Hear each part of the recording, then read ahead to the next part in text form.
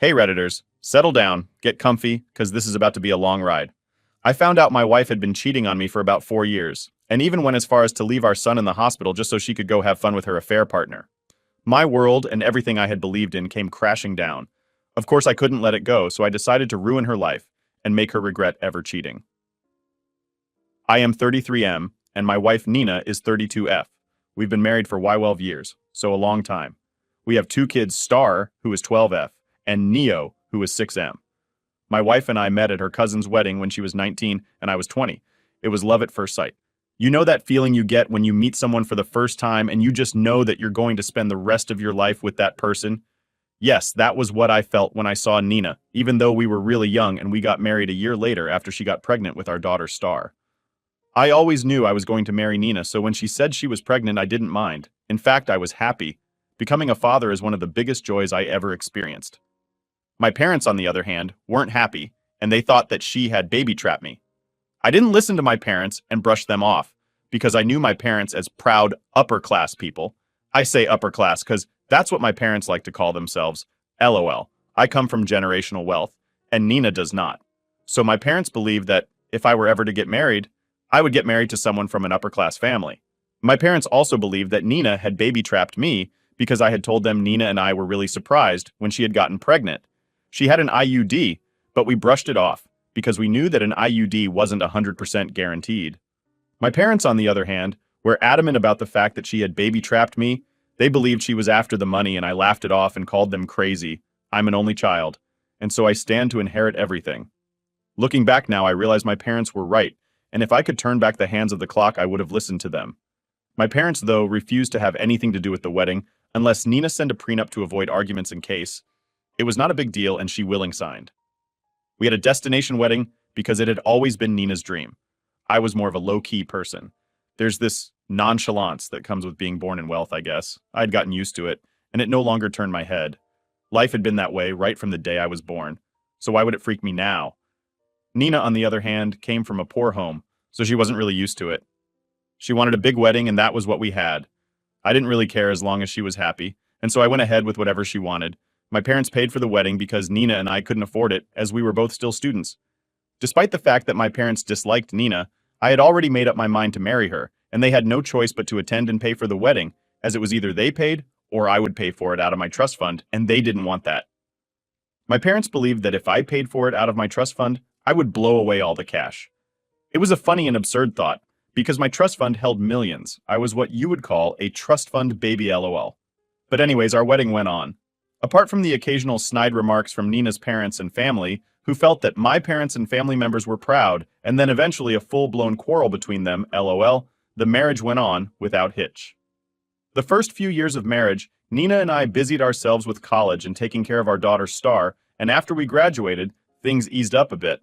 I started working for my dad and was earning close to 7 figures a year that made me the sole provider in the house, which I didn't mind. Nina didn't want to be a full-time housewife, and so she got a really flexible job at a locally owned business that paid well and also allowed her time for the kids. One night, while we were getting ready for bed, Nina approached me and said she wanted to talk about something sensitive. I told her to go ahead, and then she broached the topic of threesomes. I was shocked as that was something we had both discussed and agreed that we would never involve ourselves in. We had both agreed that we would never involve ourselves in it, as we didn't want the fear that our partner was cheating on us with the other person behind my back. Besides, our sex life was very active, and so there was no need for that, or so I thought. Nina then told me she already had someone in mind and that she thought it would be a good experience for us. I asked her who she had in mind, and she mentioned Jason, a friend of hers who was at our wedding. He was a high school friend of hers. He and Nina were close, but not overly close, as to invoke jealousy, or so I thought, LOL. She told me he was bisexual and that she thought he would be down for it. I reminded her of our agreement and that I didn't want to involve myself in that, as I felt it wouldn't go down well for our marriage. I noticed that she was very sad about my refusal, but I didn't think too much of it. She nodded and told me that she had just wanted to try broaching the topic with me, and that she wouldn't force me. She told me that any time I changed my mind, she would be able to talk to him. I told her that I didn't think I would ever change my mind, and she said that was also fine, and the conversation ended. About a month ago, my wife was at work, and I also was at work. Our kids were home with the nanny. My son has a severe peanut allergy, so he can't eat anything like Whole peanuts, peanut butter, peanut oil, processed foods that were made with peanuts, stuff like that. So we generally try to avoid them. Ironically, my daughter has a liking for peanut, and so she tends to keep her snacks locked in a mini fridge in her room, so my son doesn't have access to them. My son knows not to eat peanuts, but he might not know if a processed food or chocolate and sweets contains traces of peanuts, so again, better safe than sorry. According to the story the babysitter and my kids told me about what happened, my daughter took a chocolate snack that contained traces of peanuts in them and was eating it. However, she got distracted when the nanny called her over to help with something. And so my daughter kept the snack in the main fridge so she would pick it up again after she was done. My son had gone to the fridge searching for a snack and had stumbled upon it, and then he ate it as he really liked chocolate. Plus, there's no rule in the house against eating others' leftover snacks in the fridge, as everyone is cool with it. He started having a severe allergy reaction, anaphylaxis, and for some reason unknown to me, his EpiPen was nowhere to be found. Trust me, I was shell-shocked when I heard it, as we usually stack up on EpiPens just in case. Anyways, the babysitter immediately called the ambulance, and then she and my daughter accompanied it to the hospital.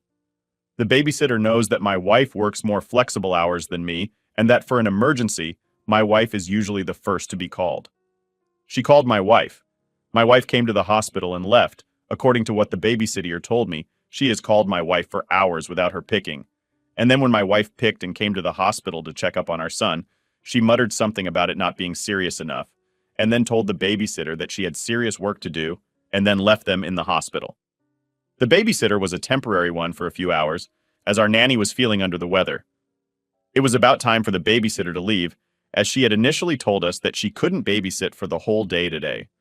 As a result of that, she was dumbfounded that my wife had left her at the hospital with no directions on what to do, and so she called me. I was in a meeting that was about rounding up, so I couldn't pick her first call. But I called back as soon as I could once it ended, which was about 5 minutes later. She sounded so relieved when I picked and filled me in on what happened. When I asked her about my wife, she told me my wife had said it wasn't serious and had left. I was surprised as my wife wasn't usually like that. I immediately went to the hospital to pay the babysitter and pick up my kids. Of course, I made sure to tip the babysitter. The doctor said my son's reaction wasn't severe as they had called an ambulance on time and that he was free to leave after a routine checkup. That was soon done, and we left. On our way home, I dropped by my wife's workplace to check in on her. So imagine my surprise when her boss told me my wife had clocked out hours ago claiming an emergency. Inwardly, I was shell-shocked. Why had my wife clocked out of work, I wondered. I would have understood if I had met her at the hospital, but if it wasn't our son's allergy, then what was the emergency? I immediately became worried because I assumed that my wife must have been feeling under the weather, and that must have made her clock out and go home. So folks imagine my surprise when I found out that my wife was not at home, and when I called her phone, she told me she was at work. I immediately became suspicious. I decided not to call her out on her lie and tell her that I had just left her workplace 30 minutes ago. I had a feeling that if I called her out, she would just cover it up with another lie. And so I pretended as if I knew nothing, briefed her on what the doctor had said about our kid when she asked, and then told her I was waiting for her to come home. When my wife came home, I acted as if nothing was wrong. We joked, laughed, and ate dinner together, then put the kids to bed. We talked before she went to bed, as I told her I had to work late, and she was okay with it because it was something I did sometimes.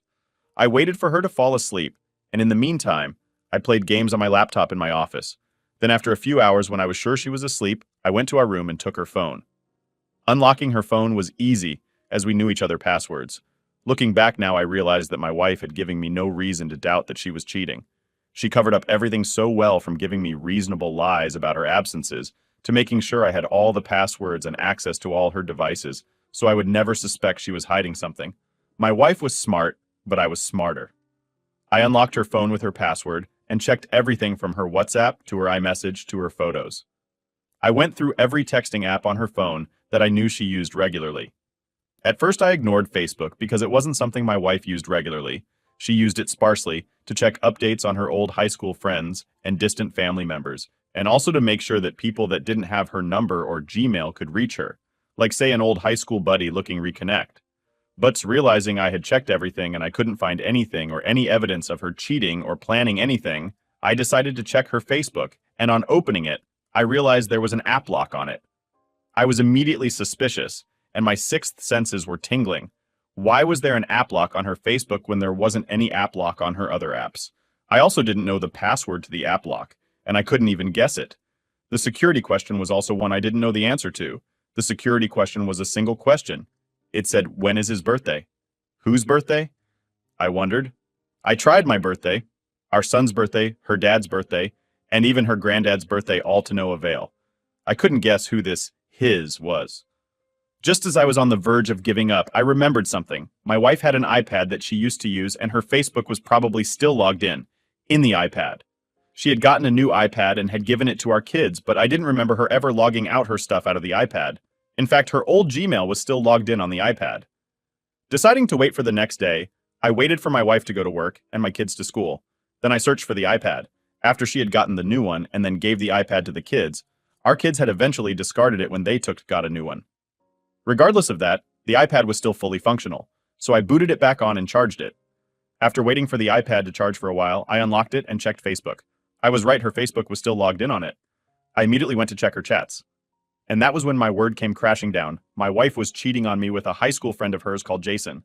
The same Jason she had suggested we do the threesomes with. Now it's all made sense. There were tons and tons of messages, dating back as far as months ago.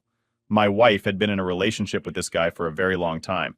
There were tons of messages between them mocking me, mocking Jason's wife, who was also pregnant. My wife had also been giving this guy money. She had been rejoining money from our drinks accounts and giving it to this guy. I also saw messages of them arranging meeting points, most of the time when my wife had told me she was going on a girl's trip. It was all a plot to go meet with this guy and spend time with him. My wife had even revealed to the guy that the only reason she got with me in the first place was because of the money and that she had baby-trapped me. My world had come crashing down. I was shocked and on the verge of tears. My wife that I loved so much that I also thought loved me.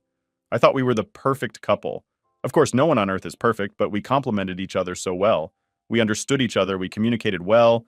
Everything was going so good, we genuinely enjoyed spending time with each other. So why was she doing this, I wondered.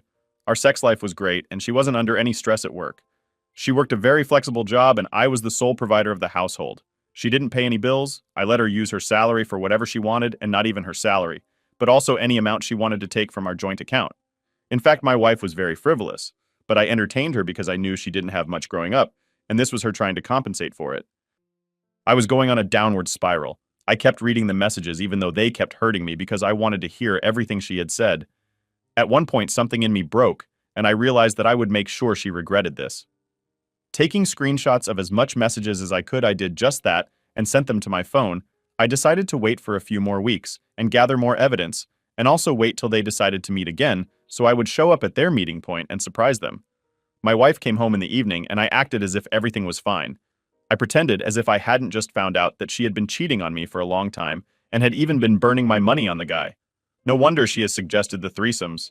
She had wanted a way to weasel Jason into our lives so she could be with him and not feel guilty.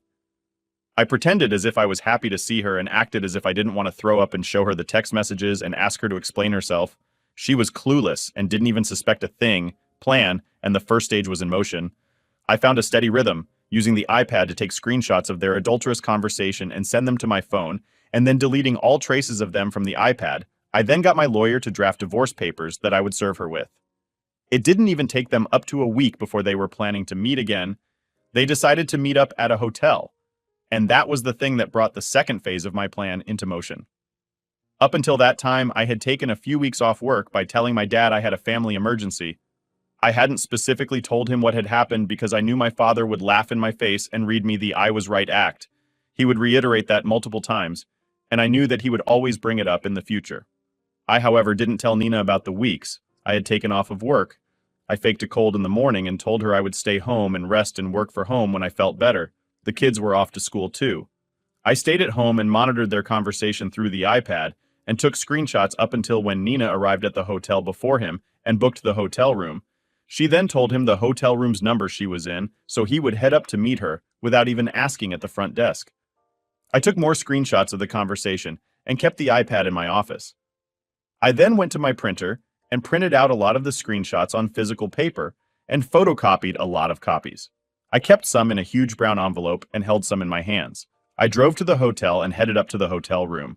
I didn't even need to ask them at the front desk because I already knew the room number from their conversation on Facebook. I got to the room and then knocked on the door. Jason answered from inside, asking who it was, and I told him it was room service. He said he hadn't ordered doom service, and I told him it was complimentary room service. I guess he must have decided that there was no harm in answering because he came up to the door to answer. The shock on his face was worth recording. He was shirtless, and all he had on was a towel.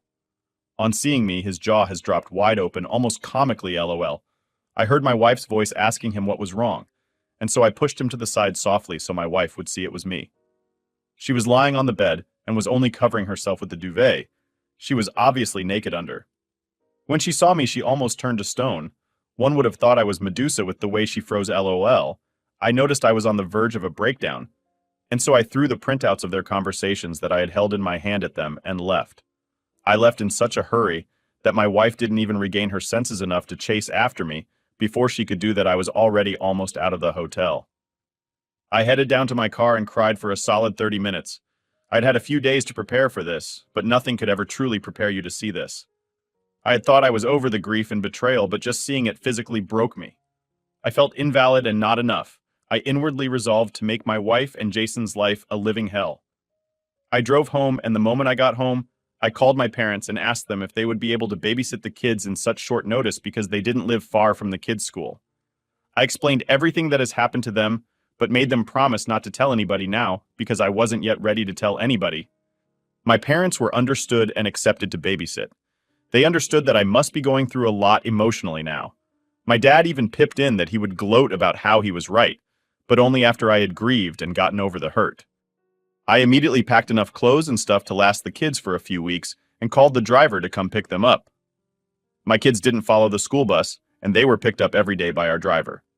I gave the luggages to the driver and instructed him to pick up the kids from school once they closed and drop them at my parents' house. I knew that that wasn't really cool, as my kids would be very confused, but I resolved that I just needed to get through this week, and I would go get them the next week and explain everything to them in a way they would understand. In a few hours, Nina came home crying and begging and pulling out the waterworks. She was begging me, saying that we would get through this together. To which I told her she was delusional. I told her I wanted her out of the house, but not before I went upstairs and got the divorce papers. I sat her down and told her we could do this two ways. One, we could go to court and fight it out, or two, she could sign the divorce papers and all would be well. If she chose the first option, I would make sure I exposed her and Jason to everybody, including Jason's wife, and even Jason's boss and my wife's boss. I would also make sure I tell every single family member of each of our families. But if she chose the second option, I would not tell anybody, and if anybody asked me why we divorced, I would simply tell them that we had grown apart. She was shocked. She said she didn't want divorce at all, and wanted us to talk it out. But I told her that was out of the table, and that that wasn't happening even if a miracle occurred. She must have realized that I was serious because she told me to tell her the terms of the second option. She knew she would be in serious trouble if I told anybody. I smiled. The terms were simple. I would get child custody. And if she were to get visitation rights, it would be supervised visit. I was pretty sure supervised visits would not hold in court because she was not a criminal at all and did not face any danger to the kids. But I was still willing to try. If supervised visits didn't hold, then she could get weekends. She would get no alimony or anything from me. We already had a prenup in place, so I wasn't really worried about how properties were going to be shared. I inwardly thanked my parents for the first time ever for insisting on a prenup. She was in tears. She spent the next 5 minutes trying to convince me, saying it was a mistake. She didn't mean it. She told me every excuse under the sun, but it was obvious I wasn't buying it. I told her to sign the divorce paper, but she refused, so I told her to leave the house. I didn't care if she refused to sign the divorce paper because I knew she would eventually cave in. That was how it always was. I know she will spend a few days thinking and trying to convince me, and then when she can see that I am adamant about the divorce, she will finally sign it. In the meantime, I have kicked her out. I gave her 5 minutes to pack her stuff and then told her to get out. She asked me what I would tell the kids, and I told her that I knew what to tell the kids and not to worry because I wouldn't tell the kids about her cheating. So yeah, here I am right now, alone at home, crying and drowning my sorrows with a bottle of wine. I honestly don't know what to do anymore, so I decided to come on Reddit to see if anyone had had a similar experience or something. I feel as if someone has pulled out the rock under my feet, as if everything I knew has been a lie. I honestly do not know where to go from here, but I'm trying my hardest to be strong.